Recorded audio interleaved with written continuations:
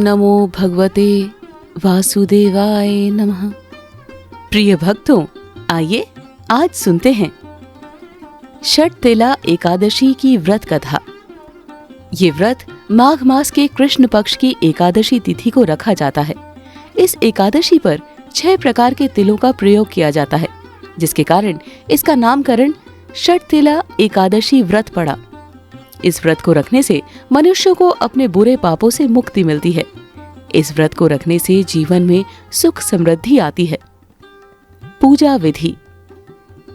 षटतिला एकादशी के दिन शरीर पर तिल के तेल से मालिश करना, तिल के जल में पान एवं तिल के पकवानों का सेवन करने का विधान है। सफेद तिल से बनी चीजें खाने का महत्व अधिक बताया गया है। इस दिन विशेष रूप से हरि विष्णु की पूजा अर्चना की जानी चाहिए।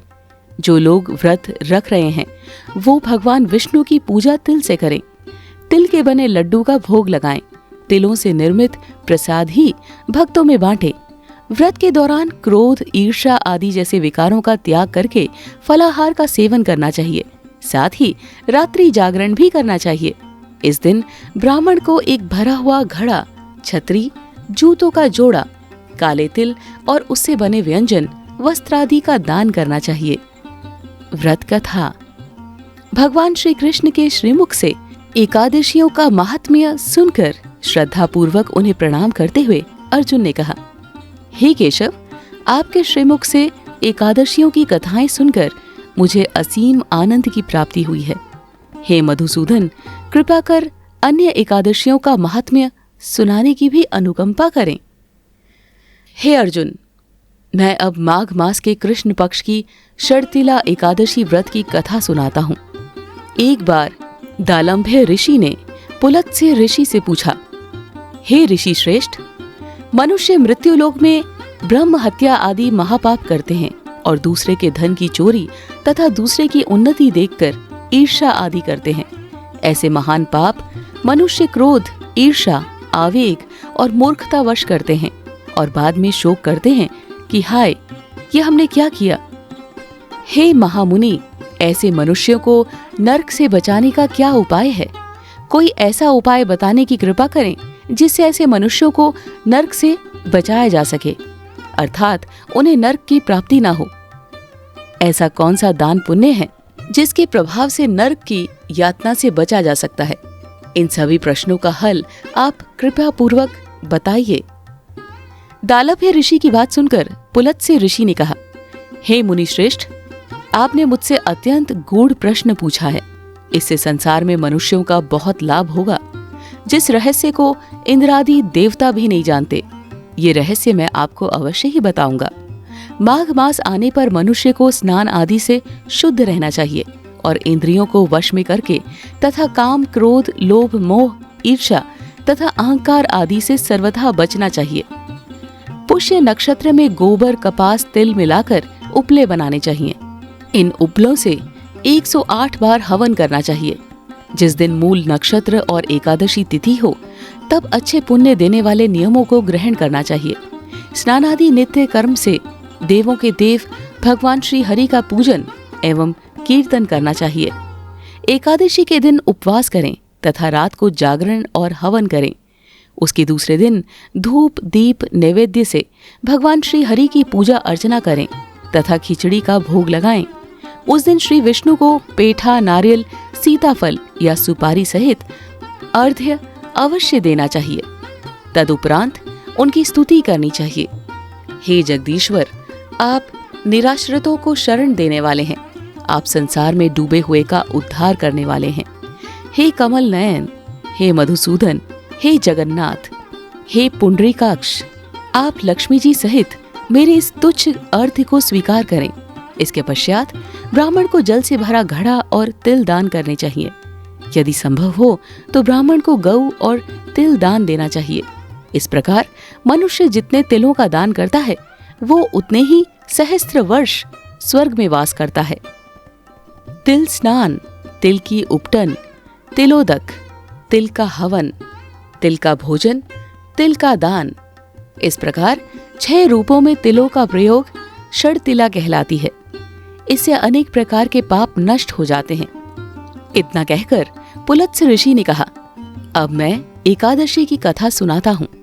एक बार नारद मुनि ने भगवान श्री हरि से शर्तिला एकादशी का महात्म्य पूछा। वे बोले, हे प्रभु, आप मेरा प्रणाम स्वीकार करें। शर्तिला एकादशी के उपवास का क्या पुण्य है, उसकी क्या कथा है, कृपया कर मुझसे कहिए। नारद की प्रार्थना सुन भगवान श्री हरि ने कहा, हे नारद, मैं तुम्हें प्रत्यक्ष देखा सत्य वृतांत सुनाता हूँ, ध्यान पूर्वक श्रवण करो। बहुत पहले मृत्युलोक में एक ब्राह्मणी रहती थी। वो सदा व्रत उपवास किया करती थी।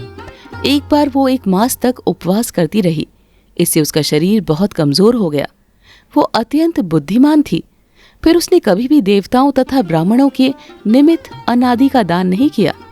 मैंने चिंतन किया कि इस ब्राह्मणी ने उपवास आदि से अपना शरीर तो पवित्र कर लिया है तथा इसको वैकुंठ लोक भी प्राप्त हो जाएगा, किंतु इसने कभी अन्न दान नहीं किया है। अन्न के बिना जीव की तृप्ति होना कठिन है। ऐसा चिंतन कर मैं मृत्यु लोक में गया और उस ब्राह्मणी ने अन्न की भिक्षा मांगी। इस पर उस ब्राह्मणी ने कहा, हे योगीराज, आप यहाँ किस लिए पधारे हैं? मैंने कहा, मुझे भिक्षा चाहिए। इस पर उसने मुझे एक मिट्टी का पिंड दे दिया। मैं उस पिंड को लेकर स्वर्ग लौट आया। कुछ समय व्यतीत होने पर वो ब्राह्मणी शरीर त्याग कर स्वर्ग आई। मिट्टी के पिंड के प्रभाव से उसे उस जगह एक आम वृक्ष सहित घर मिला, किंतु उसने उस घर को अन्य वस्तुओं से खाली पाया। वो घबराई हुई मेरे पास आई और बोली, हे प्रभु, मैंने अनेक व्रत आदि से आपका पूजन किया है, किंतु फिर भी मेरा घर वस्तुओं से रिक्त है। इसका क्या कारण है? मैंने कहा, तुम अपने घर जाओ और जब देव स्त्रियां तुम्हें देखने आए तब तुम उनसे शर्तिला एकादशी व्रत का महात्म्य और उसका विधान पूछना। जब तक वो न बताएं तब तक द्वार नहीं खोलना। प्रभु के ऐसे वचन सुन वो घर गई और जब देव स्त्रियां आई और द्वार खोलने के लिए कहने लगी, तब उस ब्राह्मणी ने कहा, यदि आप मुझे देखने आई हैं तो पहले मुझे शर्तिला एकादशी का महात्म्य बताएं। तब उनमें से एक देव स्त्री ने कहा, यदि तुम्हारी यही इच्छा है तो ध्यान पूर्वक श्रवण करो। मैं तुमसे एकादशी व्रत और उसका महात्म्य विधान सहित कहती हूँ। जब उस देव स्त्री ने शर्तिला एकादशी का महात्म्य सुना दिया तब उस ब्राह्मणी ने द्वार खोल दिया। देव स्त्रियों ने ब्राह्मणी को सब स्त्रियों से अलग पाया। उस ब्राह्मणी ने भी देव स्त्रियों के कहे अनुसार शर्तिला एकादशी का उपवास किया और उसके प्रभाव से उसका घर धन धान्य से भर गया। अतः हे पार्थ, मनुष्यों को अज्ञान को त्याग कर शर्तिला एकादशी का उपवास करना चाहिए।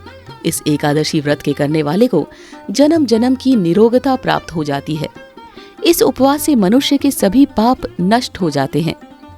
कथासार, इस उपवास को करने से जहाँ हमें शारीरिक पवित्रता और निरोगता प्राप्त होती है, वहीं अन्न तिल आदि दान करने से धन धान्य में बढ़ोतरी होती है।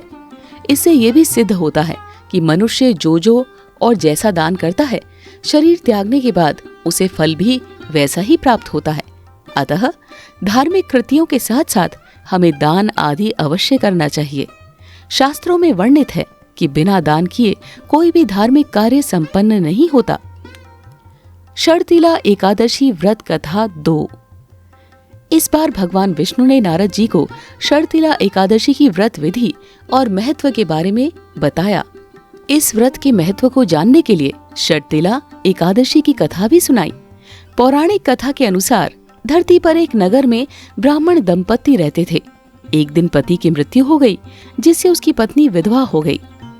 वो विधवा ब्राह्मणी भगवान विष्णु की भक्ति में अपना समय व्यतीत करती थी। हर मास में एकादशी का व्रत रखती थी।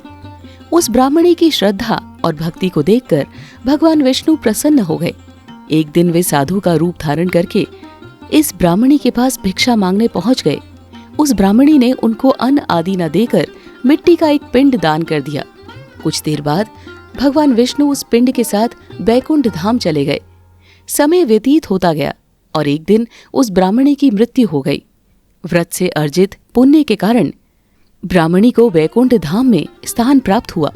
वहां पर उसे एक झोपड़ी मिली और वहां एक आम का पेड़ था। उस पेड़ में कुछ भी नहीं था। उसने श्री हरि से पूछा कि पूरे जीवन व्रत और पूजा पाठ करने के बाद उसे वैकुंठ में स्थान तो मिल गया, लेकिन उसकी झोपड़ी खाली क्यों है? इस पर भगवान विष्णु ने कहा कि तुमने अन्न का दान नहीं किया था। पुण्य के प्राप्त से मृत्यु बाद वैकुंठ मिला, लेकिन अन्न से वंचित रह गई। ब्राह्मणी ने श्री हरि से इसका उपाय पूछा। तब उन्होंने कहा कि जब तुम्हारे पास देव कन्याएं आएं तो उनसे षटतिला एकादशी व्रत और उसकी विधि के बारे में पूछना। एक दिन देव कन्याएं आई तो उस ब्राह्मणी ने षटतिला एकादशी की व्रत विधि विस्तार से बताने को कहा। जब माघ माह में षटतिला एकादशी का व्रत आया तो उस ब्राह्मणी ने विधि विधान से उपवास रखा, विष्णु पूजा की और रात्रि जागरण की। उस व्रत के पुण्य प्रभाव से उसकी झोपड़ी अन्न और धन से भर गई। इस वजह से षटतिला एकादशी के दिन अन्न का दान जरूर करना चाहिए। सब बोलो विष्णु भगवान की जय, माता लक्ष्मी की जय। प्रिय भक्तजनों, उम्मीद करते हैं कि आपको ये कथा अत्यंत पसंद आई होगी। अगर आपको हमारी कथा पसंद है तो सब्सक्राइब करना ना भूलें, लाइक, कमेंट और शेयर अवश्य करें। अगर कोई त्रुटि हो उसे क्षमा कीजिएगा और हमें कमेंट में जरूर बताइए। आप पर और पूरे परिवार पर भगवान की कृपा सदैव बनी रहे। धन्यवाद। जय श्री कृष्णा।